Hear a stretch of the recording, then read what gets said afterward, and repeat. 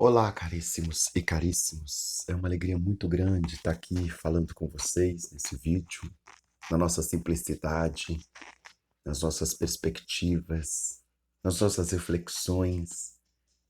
Eu imagino que vocês estão muito felizes pelo nosso retorno. Eu vejo isso porque os irmãos têm mandado bastante mensagem falando que bom que voltou com o comentário do Evangelho do dia. Já estávamos com saudade. O Evangelho de hoje está em Lucas capítulo 2, verso 22 até o 40. Estamos em dias bastante extensos, né? E aí você vai procurando a sua Bíblia.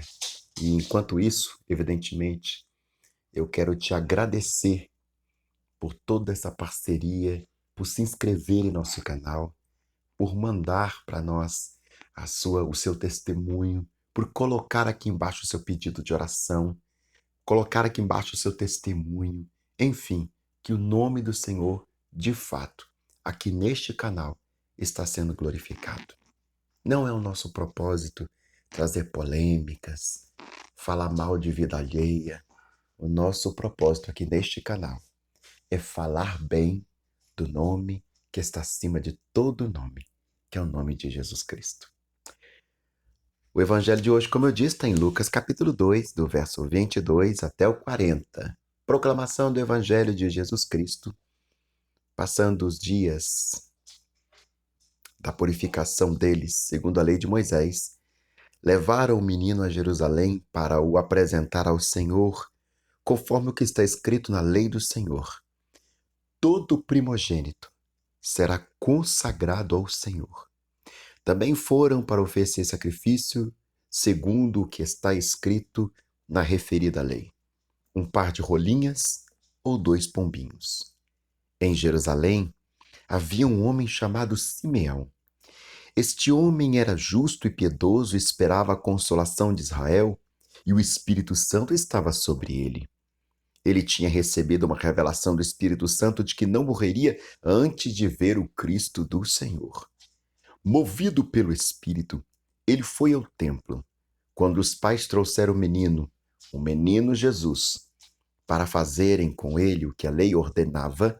Simeão o tomou nos braços e louvou a Deus, dizendo: Agora, Senhor, podes despedir em paz o teu servo, segundo a tua palavra, porque os meus olhos já viram a sua salvação, a qual preparastes diante de todos os povos, luz para a revelação dos gentios e para a glória do teu povo de Israel.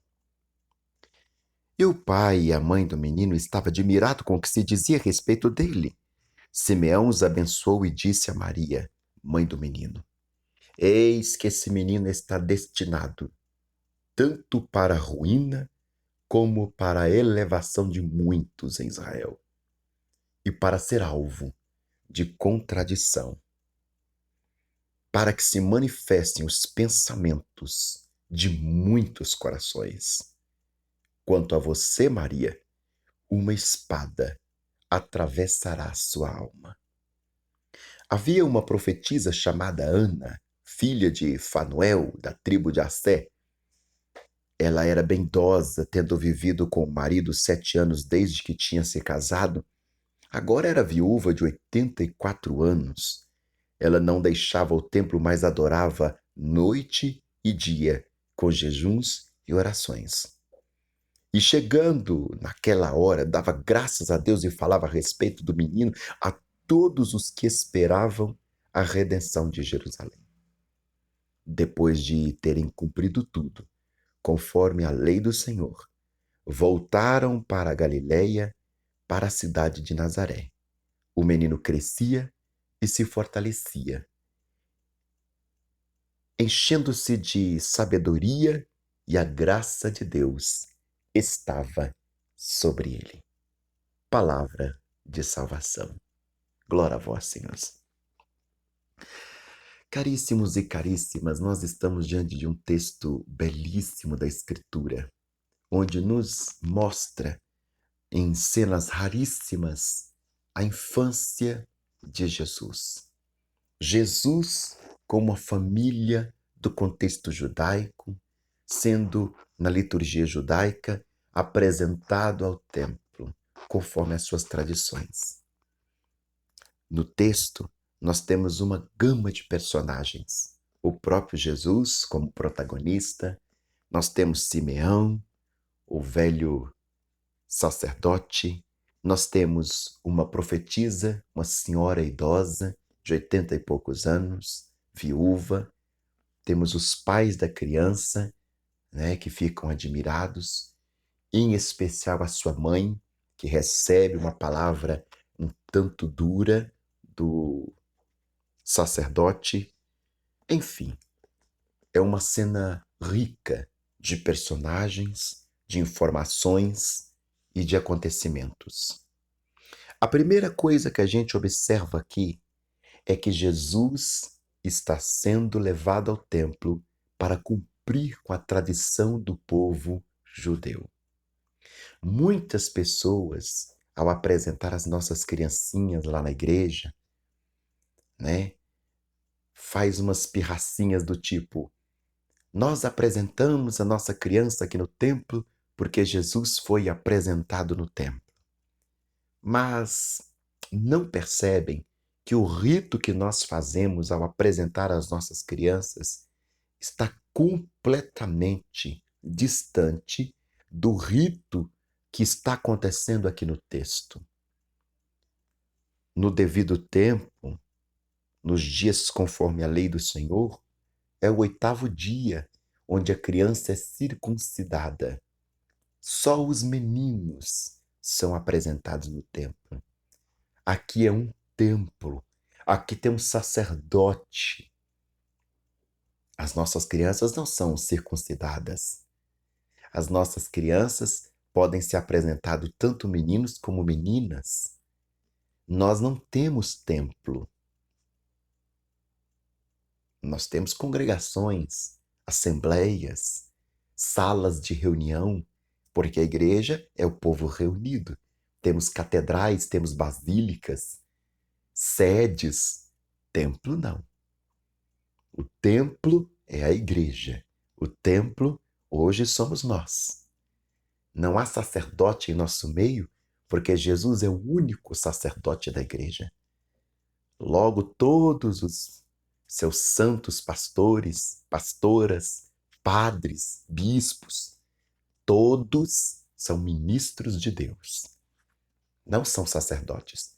O único sacerdote do cristianismo é o próprio Jesus Cristo. Então não precisa usar este texto para fundamentar essa tradição tão bonita que nós temos de apresentar os nossos filhos na comunidade de fé. Porque o que está acontecendo aqui é da tradição judaica. E o que acontece com os nossos filhos hoje é da tradição evangélica. Não precisa fazer pirraça com outras tradições, como as católicas, como as presbiterianas, que batizam seus filhos. Não precisa. Não precisa disso. Porque nem a tradição católica, nem a tradição que está no texto, que é a judaica, é a que nós seguimos. Nós somos uma tradição evangélica. E a tradição evangélica tem um rito lindíssimo. De assim que os bebês nascem, a gente leva na igreja para orar pela criança, abençoando-a junto com a sua família. Aí a gente dá uma Bíblia de presente e aquela coisa toda. E é muito bonito. É uma alegria. Porque criança, desde a escritura, representa bênção, representa futuro, representa a continuidade da vida, representa a continuidade da existência neste planeta, representa o futuro. Isso é muito lindo, né? Mas não precisa fazer pirraça. Jesus foi apresentado para circuncisão. Nós não circuncidamos ninguém, ainda bem, graças a Deus. Nós já fomos circuncidados, segundo Paulo, na cruz do Calvário. E aqui nesse texto lindíssimo, Simeão, um sacerdote da casa dos judeus, Ele tem uma revelação. Você vai morrer antes de ver a consolação de Israel. Nós sabemos que lá na frente do Evangelho de João, Jesus vai dizer, ó, vocês não vão ficar órfãos não, tá? Eu tô indo embora, mas vocês não vão ficar sozinhos, não vão ficar órfãos. Eu vou enviar o outro Consolador. Porque Jesus já é o Consolador da igreja. Quando Jesus sobe aos céus, é ascenso aos céus, ele envia para nós o outro Consolador. Ele há de me glorificar, porque ele vai receber o que é meu. O Espírito Santo procede do Pai e do Filho. E se o Filho é o Consolador, o Espírito é o outro Consolador. Simeão tem uma experiência mística. Você não vai morrer, você está velho, está velho, está velho. Mas você não vai morrer antes de ver a consolação de Israel. O mesmo Espírito que revelou para ele que ele não morreria antes de ver a consolação, é o mesmo Espírito que, ao chegar, José e Maria, os pais de Jesus, pais legais no caso de José, a apresentar a criança, revela para ele, é este aí. Esta é a consolação. Este é o Consolador. É o mesmo.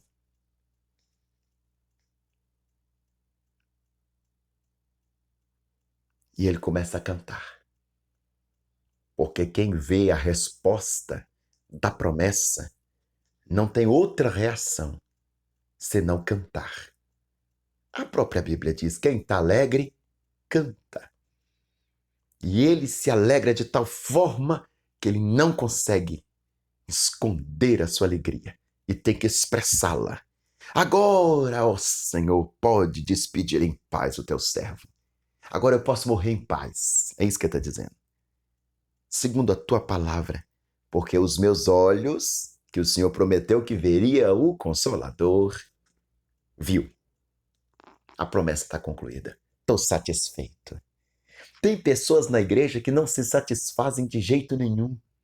O Senhor dá para ela uma promessa, ela aguarda a promessa se cumpre, e ela quer mais promessa, e o Senhor faz mais promessa, e a promessa se cumpre, e ela quer mais promessa, e o Senhor faz mais promessa. Querido, quando é que você vai cantar? Querida, quando é que você vai adorar? As promessas estão se cumprindo. Ah, mas não cumpriu a promessa que eu mais espero. Mas as promessas estão se cumprindo. E você pode ver que desde hoje o Senhor te trouxe até aqui. Desde sempre até hoje. Ele tem segurado na tua mão.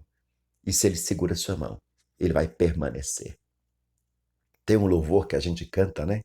Segura na mão de Deus. Segura na mão de Deus. Não é a gente que segura na mão de Deus, não. Equívocos. Poesia, claro, não está errado. Poesia tem liberdade. Na verdade, quem segura na nossa mão é o Senhor. É o Senhor que nos conduz como crianças, como filhinhos, como vai lá dizer nas cartas de João.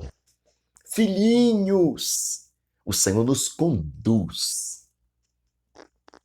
para o seu propósito. Enquanto Simeão está cantando, os pais da criança ficam admirados, né? Maria, a mãe de Jesus, José, o pai legal de Jesus. Aí Simeão vai e abençoa a criança, entrega para a mãe do menino e fala uma das palavras mais duras que os pais poderiam receber. Eis que esse menino está destinado tanto para a ruína quanto para a elevação de muitos. Vai ser alvo de contradição. Claro, ele vai despedaçar o pecado, abater os ricos e elevar os humildes, os que têm sede de justiça. Oh, aleluia! Por que é alvo de contradição? Porque o povo de Israel está esperando um rei que vai desembainhar a espada. E assim como libertou o povo das mãos da Babilônia, do Egito, da Síria, vai libertá-los agora da mão de Roma. Mas a missão do Filho de Deus é muito maior do que o imperialismo. A missão do reino de Deus é libertar o seu povo da mentira, do pecado, das correntes do engano. E que maior corrente de engano poderia ser, senão o da religião?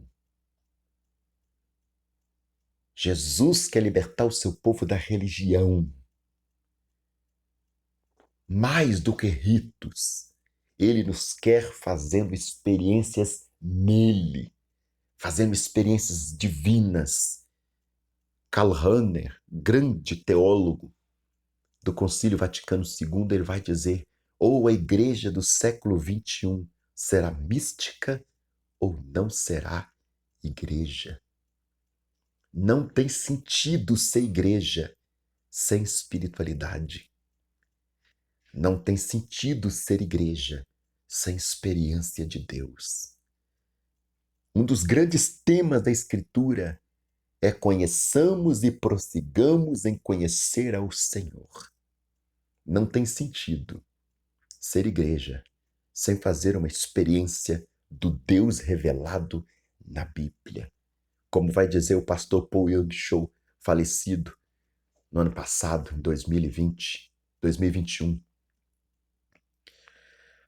Nós estamos tendo muitos discursos exaustivos, teologias exaustivas, debates exaustivos. Precisamos de uma igreja que viva diariamente o milagre de Deus. Ele vai ser um alvo de contradição para que se manifeste os pensamentos de muitos corações. Coisa muito complicada é quando o Senhor manifesta os pensamentos dos nossos corações. Porque vamos ser bem honestos, irmãos e irmãs, muitos pensamentos a gente não quer que o Senhor manifeste de jeito nenhum. Muitos pensamentos a gente quer que o Senhor mantenha eles, de preferência, bem velados e não revelados.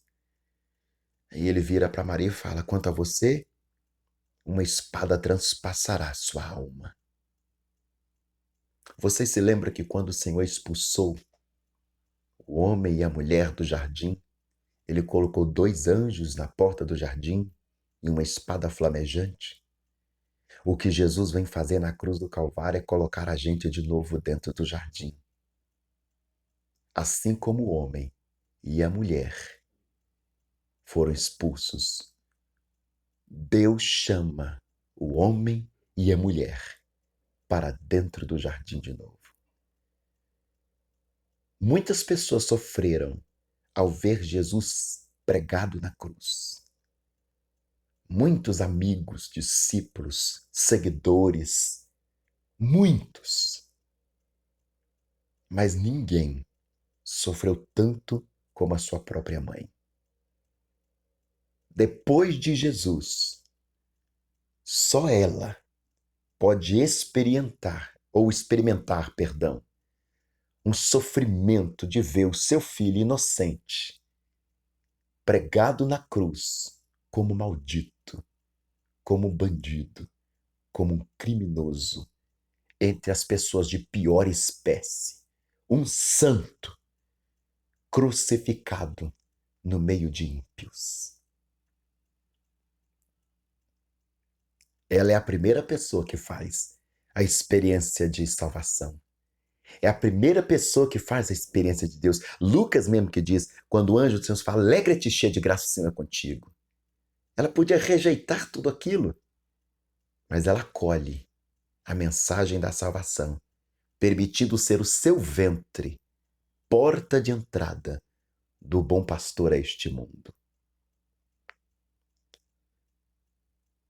Aí o texto ainda vai dizer que havia uma profetisa chamada Ana, bem idosa, viúva, O texto ainda chega a dizer que ela tinha 84 anos, bem velhinha, tadinha. E ela não deixava o templo. Ela ficava lá o tempo todo, jejuando e orando, se consagrando ao Senhor. Mas quando chegou aquela hora, a profetisa não jejuou e nem orou mais, não. Ela começava a dar graças a Deus e falar a respeito do menino a todos os que esperavam a tão aguardada redenção. Depois de ter cumprido tudo isso, na lei do Senhor, eles voltam para casa. Esse é o evangelho do dia. Jesus cumpriu tudo isso. E além do que Jesus cumpriu, sua família e pessoas próximas estavam envolvidas. O evangelho de hoje é um evangelho relevante do pressuposto de que eu, particularmente, tenho como chave da minha vida: Deus não une pessoas, Deus une propósitos. E vai colocando seus propósitos ali juntos. Para Maria ser Maria, precisava de José ser José. Não temas receber por mulher. O que está sendo gerado nela é espírito. Ele tinha que tomar, é do espírito. Ele tinha que tomar uma decisão. Tem coisas que vão acontecer na vida dos nossos filhos, que são decisões nossas. Tem coisas que vai acontecer na nossa casa, que são decisões nossas. Tem gente que vai ser tremendamente usada por Deus, mas precisa de decisões nossas. E o Senhor espera tudo isso, unindo esses propósitos. Caríssimos e caríssimas, que a nossa oração hoje possa ser: Senhor, nos ajude a viver os teus propósitos. Nos ajude a viver no centro da tua vontade. Nos ajude a permanecer fiel naquilo que o Senhor nos confiou. Nos ajude. Nos ajude a ser vidas que glorificam o seu nome. O evangelho de hoje foi um pouco extenso, eu sei, mas o texto também é extenso e traz intensas reflexões. Eu faço o impossível praticamente para tentar ser mais sintético possível. E eu tenho um pouco de deficiência em síntese. Mas eu tenho certeza que o Senhor falou gloriosamente em vossos corações. Muita coisa que aconteceu na vida de Jesus dependia de decisões de pessoas que estavam em torno dele. Até lá no final, dependeu da traição de Judas para ele ser entregue. É interessante, não é? Tem coisas acontecendo em nossa vida que Deus está fazendo a partir das decisões de outras pessoas. E é aí que ele vai glorificando o seu nome na história. Deus abençoe sua vida. Deus abençoe a sua família. Deus abençoe os seus propósitos. Beijo no coração.